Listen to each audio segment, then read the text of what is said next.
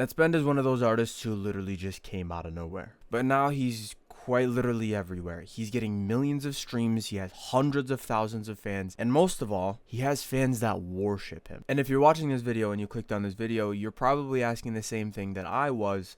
How? Why is it that some random fucking kid who I don't even think is 18 yet can literally just go from nothing and no fame whatsoever to now literally millions and a lot of fame? So I decided to study what he did. And what I found, well, there are 3 things that Netspend is intentionally doing with his music and his brand that I'm going to share with you in this video that has caused him to get the virality that he has. Now I'm going to break them all down for you step by step in this video. So by the end of this video, you'll know exactly what he did so that you can do it for yourself. Now, as many of us know, initially Netspend, bro, I do not know why the fuck my webcam is that white, but holy shit am I sorry, bro. Kind of blew up because the viral clip on Twitter of his song Drank Drank Drank.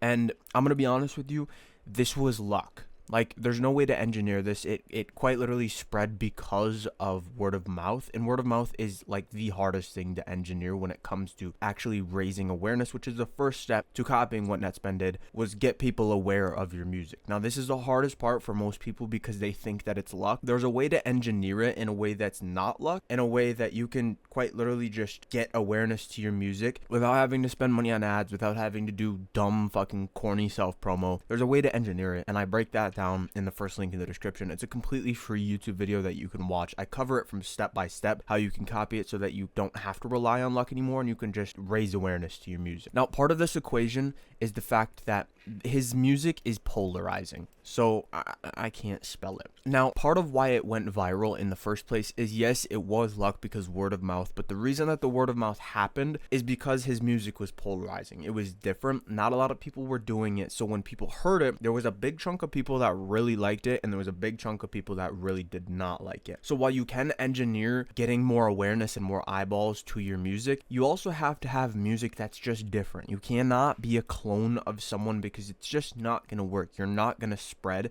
as much as you would if you were completely different. So that's kind of step 1, is you need to gain awareness to your music, obviously, by being polarizing and doing the right thing. Now, while how Netspend raised awareness to his music was luck, the rest of what he does is not luck. So let's kind of get into that. Now, I'm going to break this down a little bit more just so you understand. A massive part of why Netspend is able to have such a diehard fan base is because he is polarizing. He has music that is trash to some people but very good to other people, and this causes a divide within the fan base, which is called us versus them. Now, what this is us versus them is essentially a cult tactic that you can use on your fan base, where you somehow, some way create a divide between your fan base and the people that support you and the people outside of the fan base who do not support what you are doing and the movement that you're running. Now, an example of this would be, as retarded as it sounds, Taylor Swift. A lot of people do not like her. Like, people fucking hate her. And yeah, there are some people that just fucking hate her. But the people that are in her fan base love her to death, and they will support her, and they will essentially, they will see this divide, and they'll kind of look down on the people that don't like her, and that creates a massive divide in the fan base, and it essentially like increases how much the people in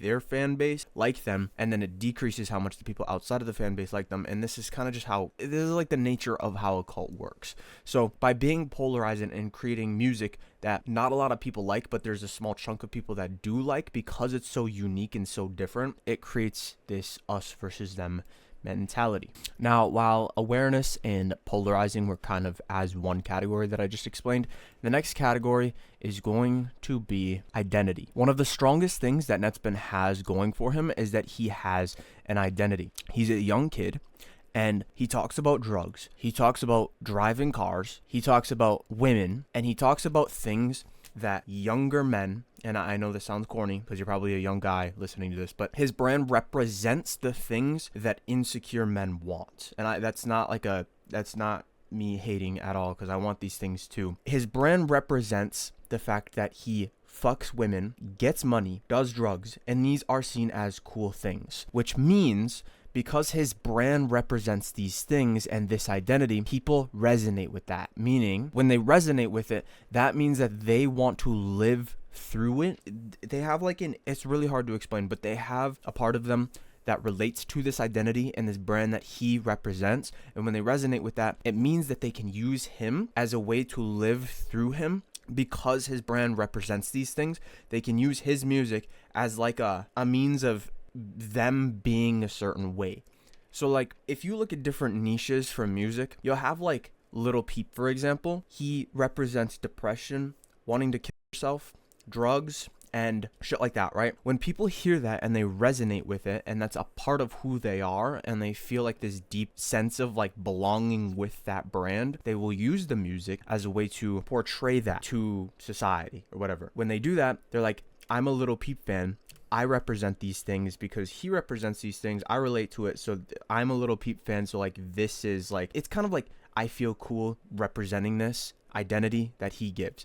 Now, why you need to know this is this means that you need to have a strong identity, because when people resonate with your brand and your identity and they want to live through it, it means that they're integrating you into their lives, which is, I hope you can see, incredibly fucking powerful. So you need to have a very strong identity and brand, and you need to craft it. People that say that you just want to be authentic, it can work, but like, why not just play the game that other people are playing that's working for them? So like, you can think of tons of people like Ian. Ian is kind of a weird case because people don't really want to be this nerdy guy, but that's like his brand. But that's how people like, they remember him. It's mainly about being remembered. If you don't have a strong brand that like represents what you do and like what you are, people just kind of forget about you. Like, yes, your music can be good, but if you don't have like a brand behind you, you're not gonna build like this massive movement that spreads like a wild. So you want to have something that people kind of remember you for and like you represent, if that makes sense. Another person like this is Carti. Yeah, he has like a very like mysterious type of brand that's like kind of against social norms, if that makes sense, and people know that's how he is, so it's kind of like it's just like something that people remember you by. Now, the last thing that's really important, but you can't do this unless you have awareness already built up, so don't do this corny shit if you have 1,000 followers yet.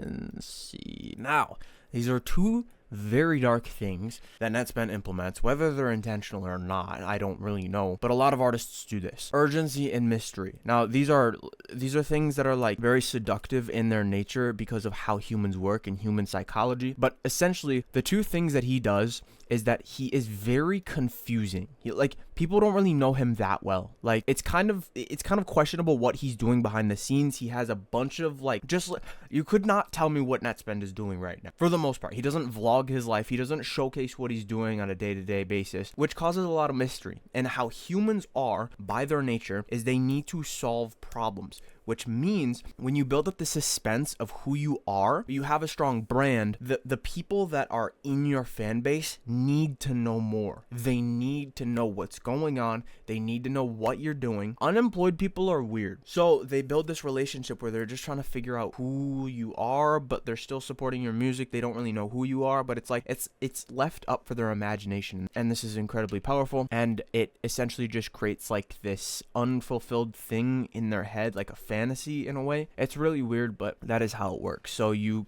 kind of you create a bunch of mystery around yourself. Then another one is urgency. Now, what Netspend has done, whether intentional or not, I don't know, but a lot of the time he's taken down his top songs. So he had that one song, which I don't know if any of you know. You guys are gonna know that song if you're watching. It was dropped like sometime early last year. It was up for like a few days, I think, and then it got taken down. Nothing Like You. I don't think it's on Spotify anymore. It was his top song, got taken down. What this causes is it causes, like I said, a lot of mystery. It causes people to just talk about it. Like, people just spread the word and they're like, what the fuck's going on? What's going on? Are people attacking Netspend? Blah, blah, blah. Who fucking knows? I don't know if he took it down or not, but it causes a lot of urgency and it causes a lot of people to talk about it. And urgency is essentially like this thing where it makes people think like there's only a limited amount of this thing. There's only a limited amount of music that he's dropping. He's not dropping very often. It builds up hype, and then when he takes it down, it kind of doubles down on that, and it makes his music even more like urgent and scarce, essentially. So these are the things that you can copy from Netspend. Yeah, bye.